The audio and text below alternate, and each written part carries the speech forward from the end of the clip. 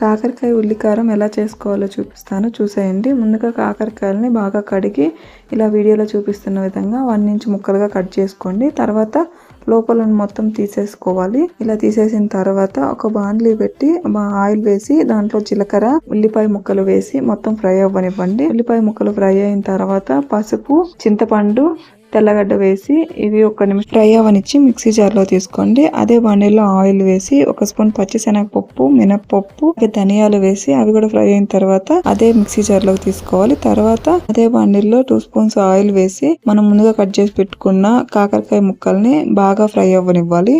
కాకరకాయ ముక్కలు ఫ్రై అయ్యేలోపు మిక్సీ జార్లో 1 స్పూన్ కారం, 1 స్పూన్ ఉప్పు వేసి మెత్తగా మిక్సీ పెట్టుకోవాలి. ఈ కాకరకాయ ముక్కలు బాగా సాఫ్ట్ గా ఫ్రై అయిన తర్వాత మాత్రమే ఇలా దీంట్లోకి ఉల్లిపాయ కారాన్ని తర్వాత బాండ్లీ పెట్టి 2 స్పూన్స్ ఆయిల్ వేసి 10 నుంచి 15 నిమిషాలు ఇవి ఫ్రై అవ్వనివ్వాలి.